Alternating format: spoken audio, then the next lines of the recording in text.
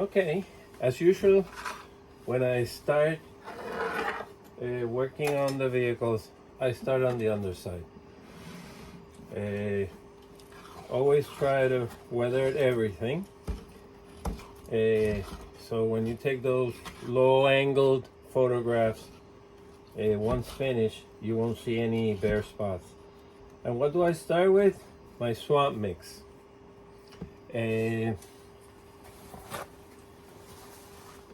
Here is what was left over on my last project,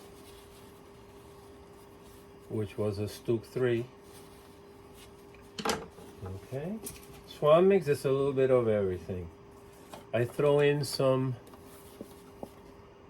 fine ballast, doesn't matter the color, but of course you don't want it too light, just to give it some texture.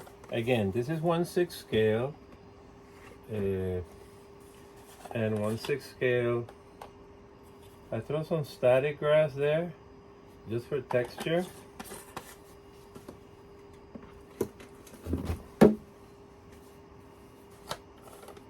More fine ballast, lighter color. Again, the color doesn't matter because it's gonna be painted.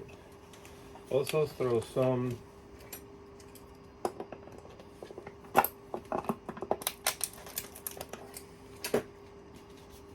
white glue.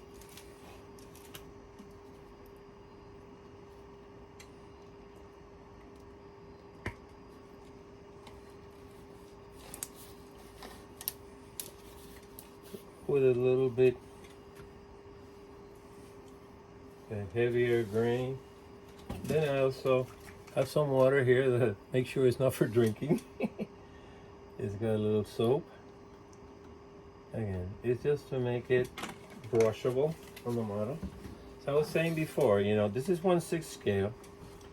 Usually, you know, you would add some texture if it was a 1/35 scale model, but 1/6, I feel that you gotta add some texture, because if not, just painting on dirt, well, it would be good enough for some applications, but this is gonna be a winter vehicle, so it's gonna be Panzer gray with then like a field applied haphazardly white as winter came, late 41.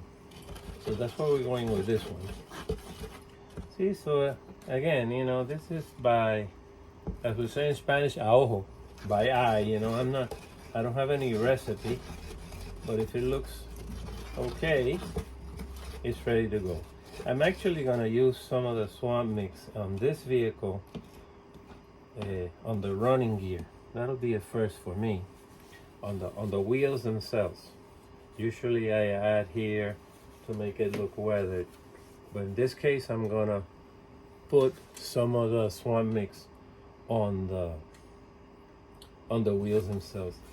Here I use these green brushes are the cheapest of the lot, so you know, don't want to kill too many trees, but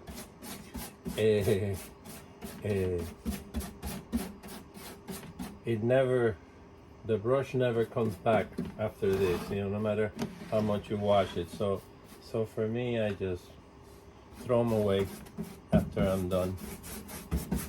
Again, a lot of this is not gonna be seen on the other side of the vehicle, but you just assure yourself that on low angle photos, you're not gonna see the bare vehicle. Also, it gives you an area to practice. Any special effect you want to do is the dry brushing later. Too much, too little, you go from there. Usually on the front of vehicles, from looking at pictures, you see that the dirt kind of comes up on the side. So that's why I usually try to model higher on the edges and lower on the over here places. I could come all the way up here and add some to the front here. Again, this is gonna weather, this is gonna dry rock hard with all the white glue, and pretty quickly too. You know? So avoid adding, you know, on where the wheels will go, or then you'll have to remove this, and this is not easy to remove once it's on the vehicle. But it's a nice, like a nice base. Again, the color, in this case, it's kind of close, but doesn't matter because everything will be painted.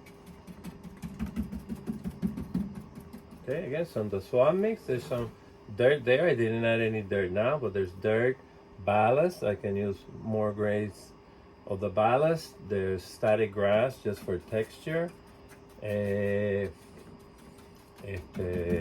White glue, a little bit of water, and again, it's no secret. You just make something that will add texture to the vehicle.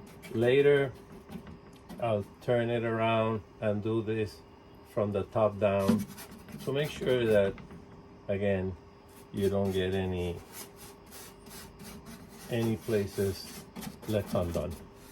Okay, I'll come back later.